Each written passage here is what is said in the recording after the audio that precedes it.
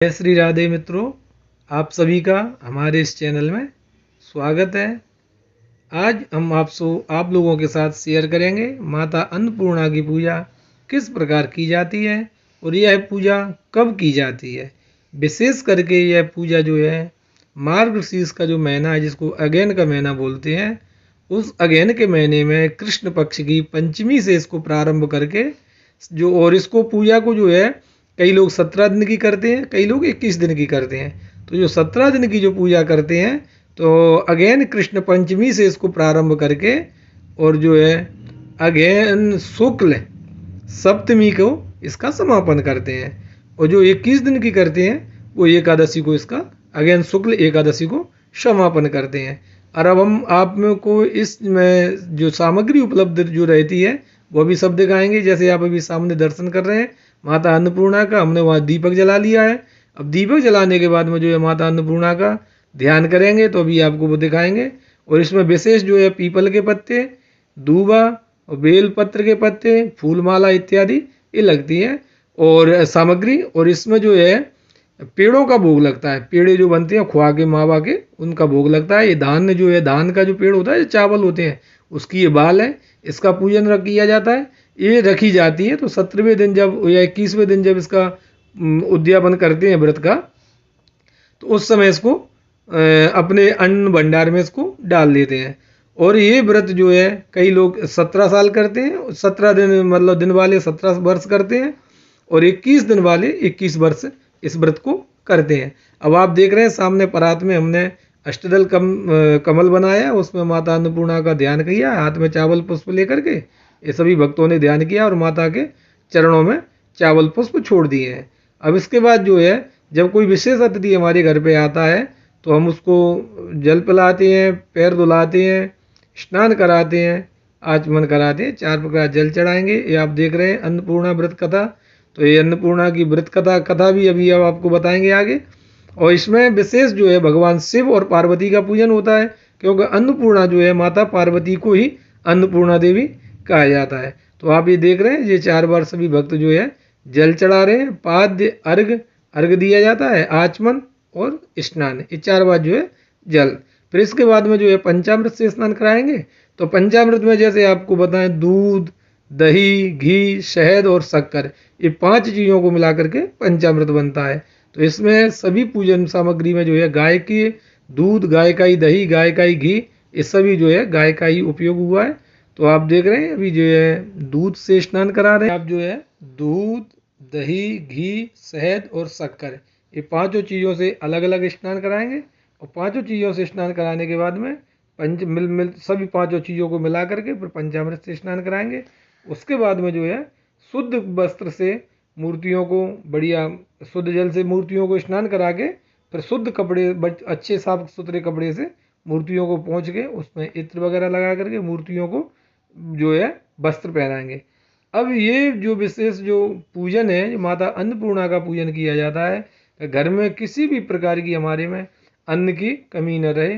और अन्न से संबंधित ये नहीं है खाली अन्न ही हो, अन्न से ये रहता है धन धान्य, क्योंकि धन होगा तो धान्य भी होगा और धान्य होगा तो धन भी होगा। तो इसलिए अन्नपूर्णा माता जो है धन धान्य की अधिष्ठात्री देवी है। तो आपके घर में जो है धन धान्य की वृद्धि करेंगे। और अन्नपूर्णा की कृपा जिसके ऊपर हो जाए तो उसका तो कहना ही क्या है। आपको एक विशेष बात बताएं, बनारस यानी काशी में अगर सच्चे मन से जो व्यक्ति जाता है तो वहाँ माता अन्नपूर्णा की कृपा से वो कभी भी वहाँ भूखा नहीं सोता। ये माता अन्नपूर्णा की कृपा है। वहाँ जो है बनारस में, काशी में जो है कोई भी बंदा कहीं से भी जाए, वो कहीं परिचित हो अथवा अपरिचित हो, जो पहली बार भी गया है, जिसने कभी होटल वगैरह इत्यादि आश्रम वगैरह कुछ भी नहीं देखे, तो उसकी भी माता अन्नपूर्णा जो है वह व्यवस्था करती हैं। तो एक इसमें एक कथा भी आती है कि एक व्यक्ति कभी बनारस गया था, तो उसने कहा देखते हैं, तो वो घूमता फिरता रहा, कहीं भोजन नहीं। तो रात के 1 बजे शमशान में लेटा हुआ था, तो एक माता, बूढ़ी माता आई और बोले बेटा भोजन कर लो। तो बोले 1 बजे जब आई तो उन्होंने समझ लिया कि बोले माता अन्नपूर्णा ही है और कोई नहीं हो सकता। जब 2 दिन बिना भूखे प्यासे वो रहे, तो तीसरे दिन जो है माता अन्नपूर्णा आई थी और उन्होंने अपने हाथों से उसको भोजन कराया था। तो ये काशी का विशेष महत्व है। तो माता अन्नपूर्णा की पूजा का ये विशेष महत्व है कि आपके घर में धन धान्य की कभी भी कमी नहीं आएगी। अब इस पूजा में जो है जैसे रोली है, चंदन है, चावल है, अबीर गुलाल हल्दी इत्यादि, इन सभी की सब सामग्री जो है लगती है। और कलावा भी रहता है, तो कलावा की जगह आप देख रहे हैं सभी मूर्तियों को पोशाक सबने पहनाई है। और फिर माता को श्रृंगार, सुहाग का श्रृंगार जो होता है वो चढ़ा रहे हैं। तो सबसे पहले श्रृंगार में मेहंदी महावर लगाते हैं, या तो मेहंदी महावर या फिर हल्दी महावर लगाना चाहिए। तो यहाँ देख रहे हैं आप हल्दी लगाया, हल्दी लगाने के बाद में महावर माता को लगाया है। और इस सुहाग का सामान भी है, जैसे बिंदी है, चूड़ी है, बिछिया है इत्यादि, जो मंगलसूत्र वगैरह, ये सब जो है माता को यहाँ अर्पण किया है। और ये जो दान की बाल है जो रखी हुई है आप ये देख रहे हैं, ये दान की बाल है जो 17वें दिन, कई जगह 17वें दिन में इसका पारायण करते हैं, कई जगह इस 21वें दिन में करते हैं। तो इसको जहाँ आपका धन दान रहता है तो वहाँ इन बालों को रख दिया जाता है लाल कपड़े में बांध करके। तो ये वहाँ जो है रखी रहती है। तो वो 17वें दिन को जो है फिर वो भंडार घर में मिला दिया जाता है। जो है एक किसी भी पात्र में, या पीतल का है या तांबे का है या कांसे का है, वो पात्र लेंगे, उसमें आप जो है चावल उसमें रखेंगे, और चावल के ऊपर एक वस्त्र बिछा करके माता अन्नपूर्णा की मूर्ति को यहाँ विराजमान कर लेंगे। और मूर्ति को यहाँ विराजमान करने के बाद में आप देख रहे हैं यहाँ जो सुहाग का सामान चढ़ा रहे हैं, महावर, मेहंदी इत्यादि लगाना माता को। इसके बाद में सुहाग का सामान लगाना, बिंदी है, चूड़ी है, बिछिया है, और जो भी सुहाग का सामान रहता है वो ये सब जो है माता को सुहाग का सामान पर अर्पण कर रहे हैं। उसके बाद में जो है फिर धूप और दीप दिखाएंगे, और धूप दीप दिखाने के बाद में जो है भोग लगाया जाएगा। तो भोग में जो है ऋतुफल जो होता है, ऋतु के अनुसार जो फल है वो फल चढ़ेगा। और मिठाई में जो है मावा के बने हुए पेड़े जो है भोग लगाते हैं। इसमें बाजार के जो है कम, बाजार से जो आती है मतलब प्रसाद की चीज़, उसको कम प्रयोग करते हैं। भगवान शिव पार्वती का पूजन किया जाता है। तो यहाँ आप देख रहे हैं, आप ये शिव पार्वती जी का पूजन कर रहे हैं।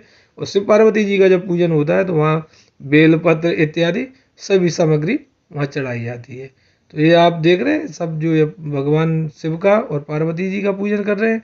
इसके बाद में जो है यहाँ तुलसी का वृक्ष है, तो आप देखेंगे तुलसी के वृक्ष का पूजन, तुलसी का पूजन करेंगे। और तुलसी के बाद में जो है एलोवेरा जो रखा हुआ है, एलोवेरा का पूजन करेंगे। पंचमेवा रखी हुई है, इसमें पंचमेवा का भोग है, पेड़ा का भोग है। इसमें जो है नमक से बनी हुई जितनी भी सामग्री है उनका भोग नहीं लगाया जाता है। तो यहाँ आप देख रहे हैं आपको कोई भी जो है सामग्री नमक से बनी हुई है उस सामग्री के आपको दर्शन नहीं होंगे। तो ये शुद्ध जो है मावा के पेड़े बनाए हुए हैं घर के, तो उनका जो है भोग लगा रहे, पीपल के पत्ते पर रख करके पेड़ों को, उसमें ऋतुफल और दक्षिणा रख करके माता को ये प्रसाद अर्पण किया है। यहाँ जो है प्रसाद का भोग लगाने के बाद में अन्नपूर्णा स्तोत्र का पाठ किया जाता है। तो इसमें अन्नपूर्णा स्तोत्र का पाठ करना चाहिए। और अन्नपूर्णा स्तोत्र का पाठ करने के बाद में जो है फिर यहाँ हवन किया जाएगा। तो वो भी हम आपको हवन की विधि दिखाएंगे कि किस तरीके से यहाँ हवन करना है, और हवन सबसे पहले किस किस का हवन किया जाता है। तो हवन में जो है सबसे पहले एक गणेश जी की आहुति, उसके बाद में एक गौरी की आहुति, फिर उसके बाद में जो है सूर्य आदि जो नवग्रह देवता है उन सभी की आहुति एक दी जाती है। नवग्रह की सूर्य की, चंद्र, मंगल, बुध, गुरु, शुक्र, शनि, राहु, केतु, इन सब की। और ये आप देख रहे हैं उससे पहले यहाँ तुलसी का पूजन जो है, क्योंकि तुलसी इसमें विशेष महत्व है, तो तुलसी का पूजन किया जाता है। और तुलसी के बाद में जो आप देख रहे हैं ग्वारपाठा, एलोवेरा, इसका भी यहाँ पूजन किया जाता है। और इस पूजा में जो है शंख, घंटा, इन सब का जो है पूजन किया जाता है। जो है आप सामने देख रहे हैं ये जो है धागा का जो गंडा बनाया हुआ था जिसमें 17 गांठ लगाई हुई थी, तो उनका भी पूजन होगा। और उसको फिर वो जो है पूजा के बाद में जो है हाथ में बांध लिया जाता है। कई लोग इसको गले में भी डाल लेते हैं, कुछ हाथ में बांध लेते हैं। तो ये हाथ में बांध लिया जाएगा। इसके बाद में ये कथा हो रही है, तो अन्नपूर्णा की कथा के बाद में जो है नवग्रह आदि देवताओं का यहाँ हवन किया जाएगा।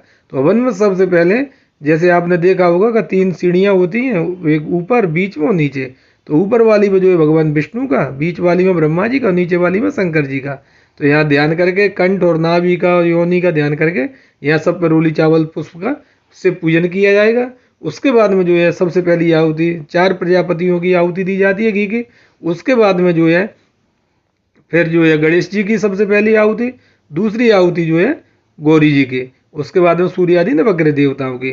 तो यहाँ आप जो है समिधा में जो है पीपल की लकड़ी ले सकते हैं, छोले की लकड़ी ले सकते हैं, और अगर पीपल और छोले की अगर आपको लकड़ी नहीं मिलती है तो गाय के गोबर के जो बने कंडे होते हैं आप उनको भी इस हवन में ले सकते हैं।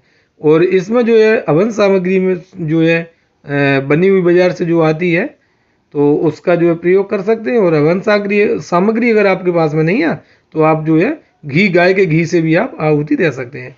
इसके बाद में जो है यहाँ क्यों, चूँकि कई भक्त जो है पूजा कर रहे हैं तो 5 दीपक रख के जो है माता अन्नपूर्णा की आरती कर रहे हैं। तो आरती के बाद में फिर जो है मंत्र पुष्पांजलि, हाथ में चावल पुष्प लेकर के मंत्र पुष्पांजलि करेंगे।